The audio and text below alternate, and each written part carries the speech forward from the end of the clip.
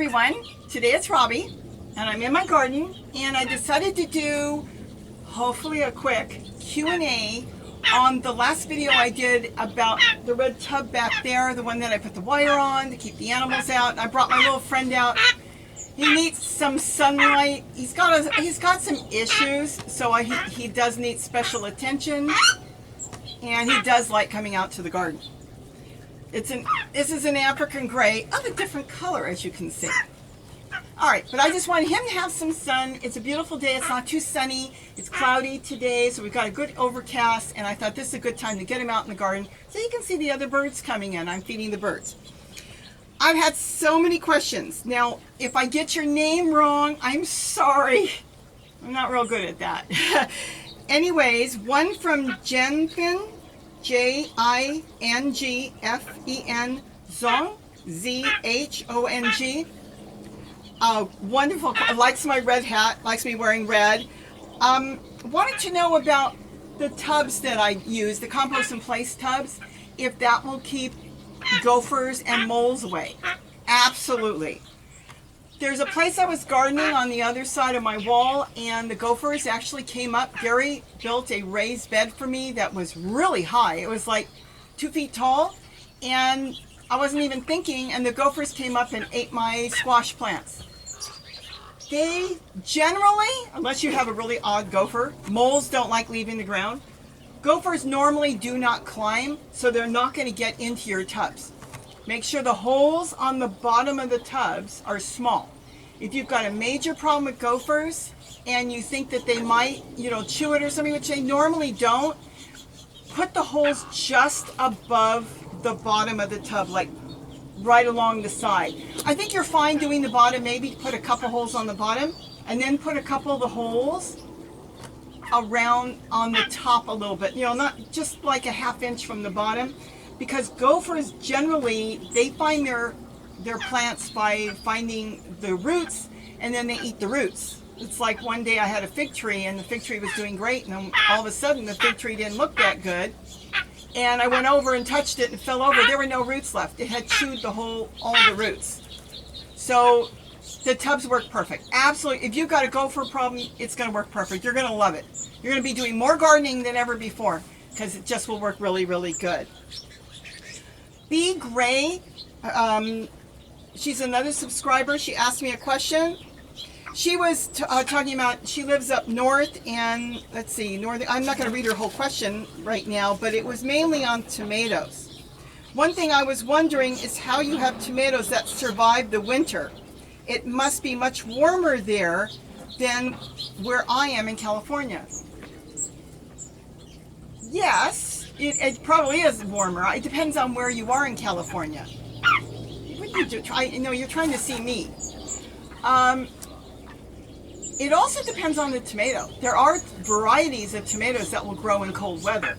Now, my tomatoes that are growing really good through the winter, that one I actually bought that's doing really good, but there's other ones that come up and grow, are almost a self-made variety. In other words, the tomatoes have dropped onto the ground and they've come up. So they were born here.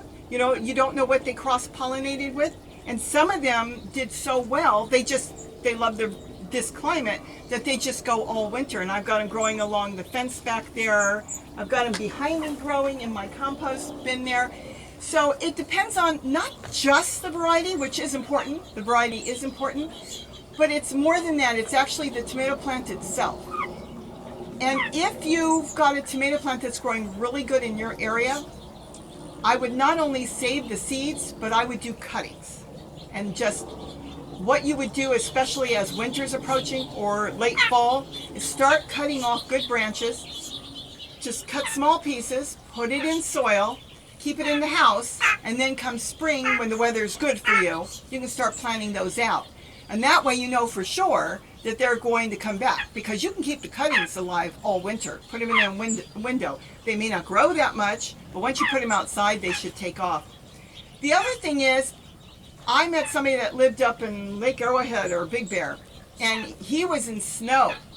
And what he did was he had tomatoes growing up against a wall. Now, any wall, like with bricks, cinder blocks, stucco, the house, if it's a house or the wall, will hold heat. And then as your plant is growing at night, there's heat coming off the wall. So the plants won't be cold all night. They may chill as the house or the wall cools down, but by morning, when the sun comes out, they can rejuvenate and take off. And then the cycle starts again with the warmth and the cold, because stucco and bricks, they hold heat. That's another thing. If you want to grow in the winter and you're in a cooler area, think about where you're placing your plants. I'm not saying don't grow tomatoes in the middle of the yard. Absolutely, grow them everywhere. But try to grow some maybe that are in an area that you can keep alive for the winter. Then you should be able to have tomatoes all winter. What this guy did in Big Bear is he told me he tacked on some plastic sheeting that you can get at the hardware stores in big rolls, clear sheeting, tacked it onto his roof of his house, and he draped it down. So what he did was he made a greenhouse, like a mini greenhouse up against his house, and he was growing tomatoes all winter, he told me. And that makes sense because it will keep the plant from chilling. Even in the snow, it kept his plants from chilling. So it's kind of like strategically trying to think of where you want to put certain plants and try it that way. So maybe this way, as summer leaves and you go into fall and then the cold of the winter, maybe some of your plants in Northern California and different areas will still survive. You may be able to still get some tomatoes without trying to grow them in the house. We've got birds coming everywhere watching me. They're feeding. Got toadies, white-crowned sparrows. I just love this. You see the birds? Yeah, you're gonna have to start moving around more, bird. Health-wise, he's okay. He's got some leg problems caused by mom. Anyways, long story, not getting into that. He loves being out. So anyways, you can figure out places to grow certain things. Now, if you're in like 6 feet of snow, I don't know. I think at that point you need a greenhouse. So it just depends on your area. Let's see, now the sun coming out. My water fountain back there I made is going. We've been having sun and clouds all day, so it goes back and forth. But it does depend on your area. And if you're in an area that you don't get tomatoes growing most of the year and you're very seasonal, then what you'll want to do probably is grow more of the smaller varieties, because those, of course, ripen so much quicker than waiting for a tomato to get real big. I like the small varieties personally, but that's some things that some people can do, is growing smaller varieties. The smaller the variety, the faster they ripen. But try different areas around your property, because everybody's got microclimates. There might be plants that will be just against the house or brick walls that it stays too warm and they don't like it. So that would be the main thing. It is the area. I see a bird I've never seen before. I don't know what it is, but we'll figure it out later. Okay, Barbara C. says hi to Gary and I, and she wants to know if I ever add sugar to my compost tea.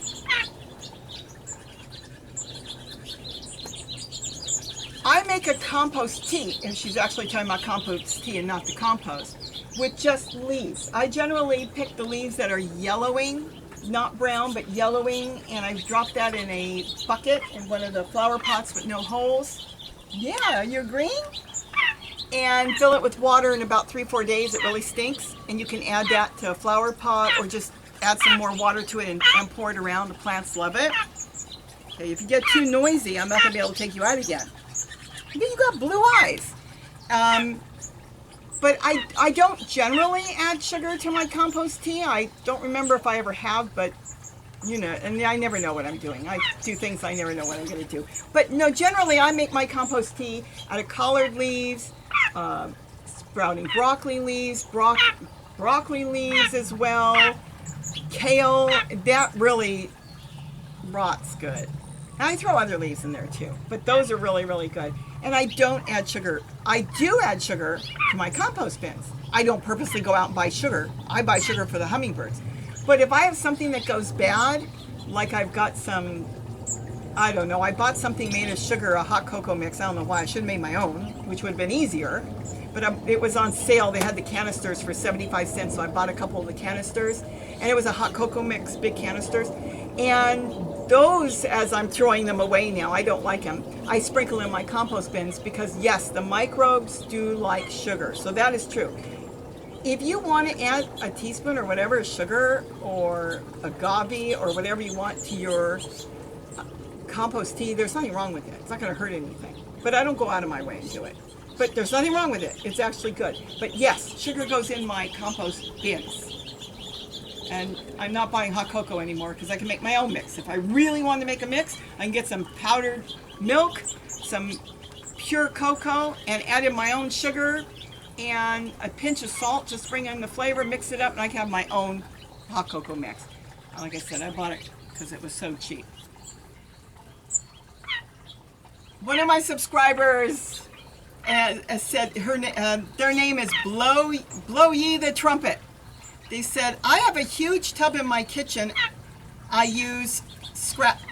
have a huge tub in my kitchen and I use scraps and I throw dirt in it. Is it all right? So they've got a great big tub in their kitchen, like I use the buckets. They've got a big tub and they're throwing their scraps in it, and they want to know if they can throw dirt in it while it's in your kitchen, which would be soil. Sure, absolutely.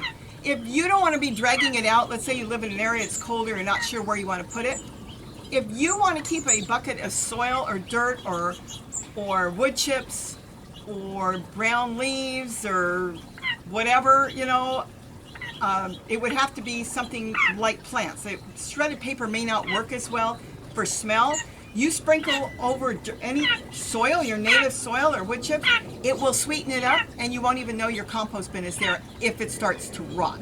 So yes, that's a great idea. When I sweep the floor, and we get a lot of, I'm going to say dirt on the floor because it blows up the canyon, it blows right in the house. I sweep the floor. I take all that when I sweep the floor and I throw it in my compost bucket that's next to my sink there in the kitchen. Absolutely. So that's a really good idea because that will keep it from, if it starts to smell, if you've got the heater on or your house is warm, it will start to rot. And there's times if I left it too long, I know I got to get it out. So yes, that works perfect. Absolutely perfect. I rotate my pots. So I have enough of the black pots and my bucket that if not sure where I'm going to put it, I sit it somewhere, but now I've got my red tub for that. And so I'll pull my bucket out and put a new bucket in, and then I'll sit my buckets around until I decide where to put it. That was the reason for that video, the red tub. So I can just start dumping everything in there and not let it just sit in the bucket.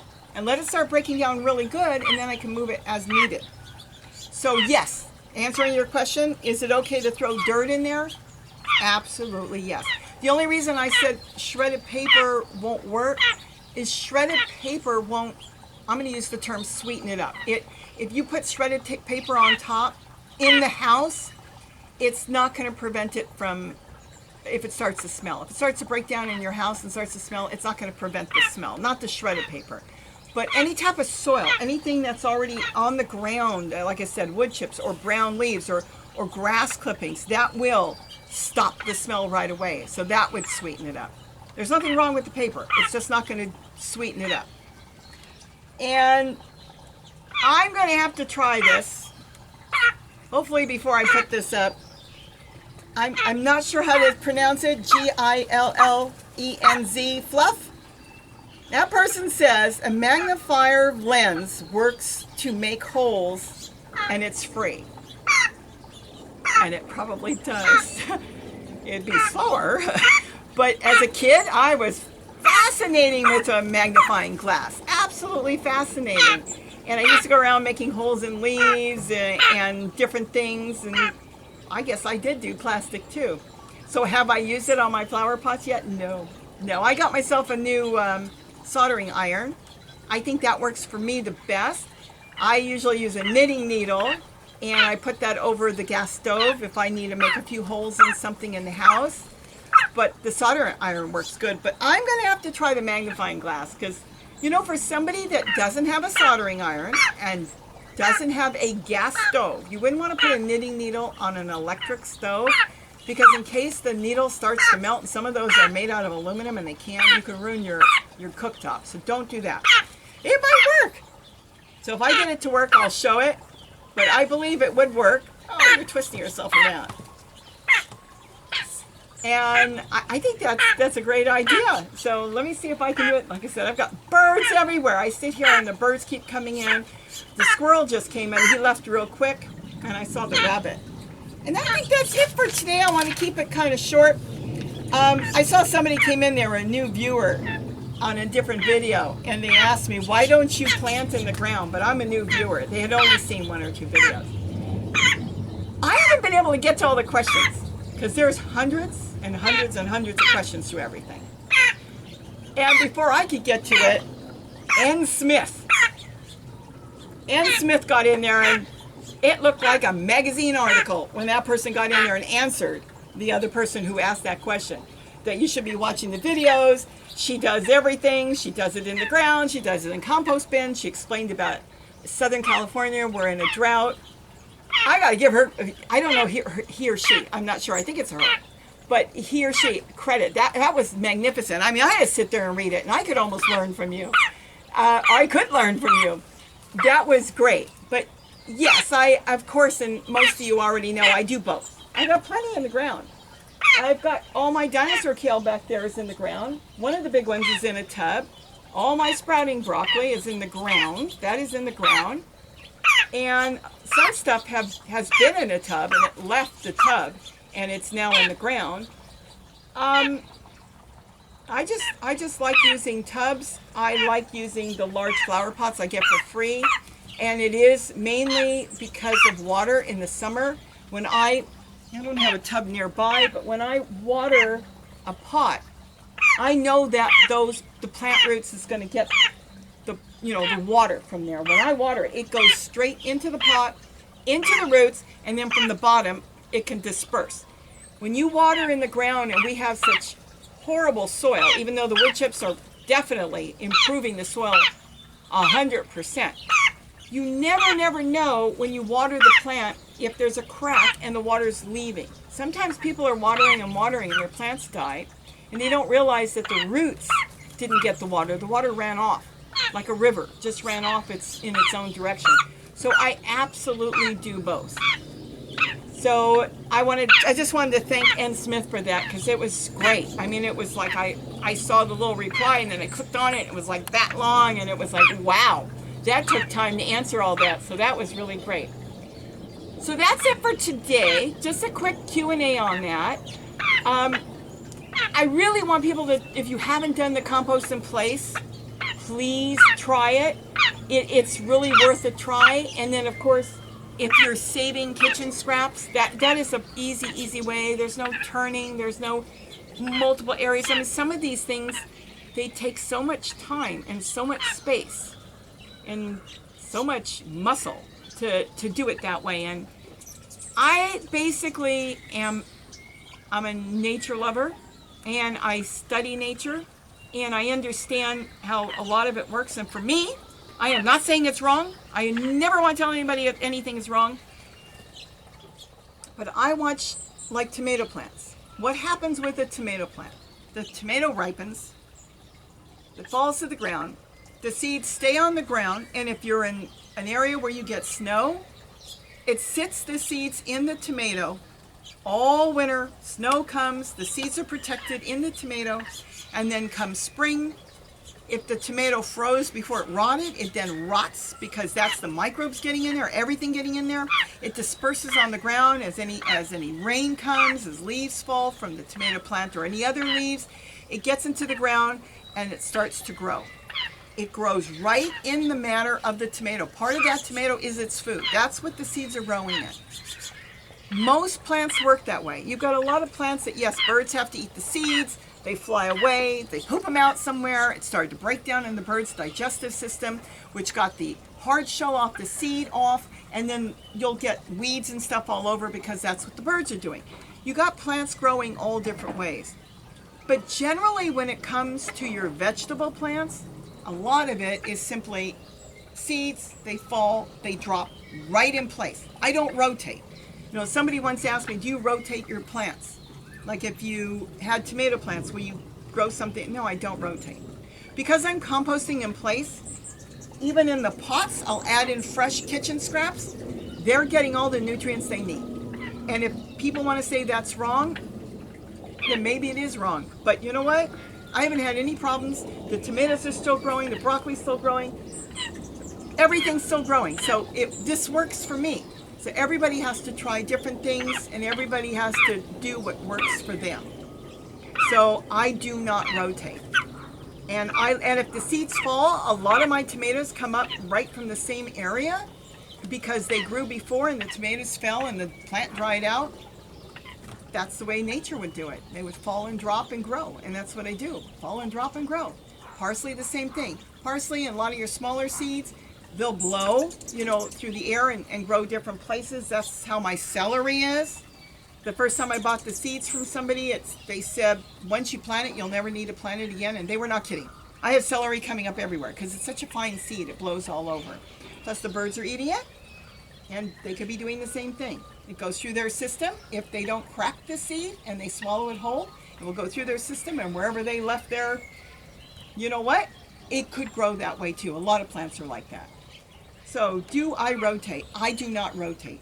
In the fashion in which I grow, which is my containers, even in the ground, composting in place, I do not rotate. So I think with that, you're ready to go in. All right. And I just want to get him outside a little bit.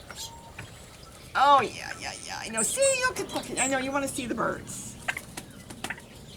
And that's it. So I think I've answered on all the questions that came in today on that one. And with that, I've got other videos coming up. I've been challenged. I don't like challenges. But I've been challenged to make something that will hold the solar panels for the water fountains that I put around. And I came up with something, so I hope to get that together that I think everybody should have, and if not, anybody could get, and it would cost them next to nothing. So I hope to get that one up soon.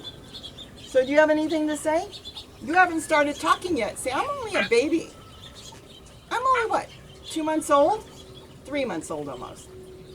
You need to start to eat. Yes.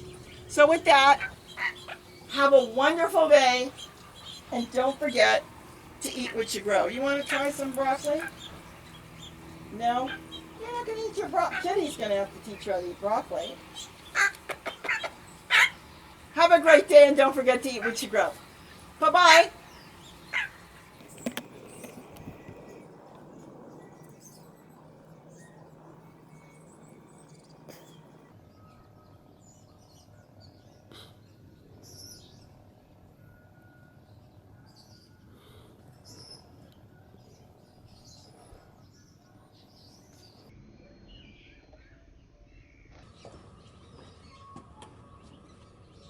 So as soon as I did my Q&A, I came and got my old magnifying glass. I think I had this since I was a kid, and a bucket.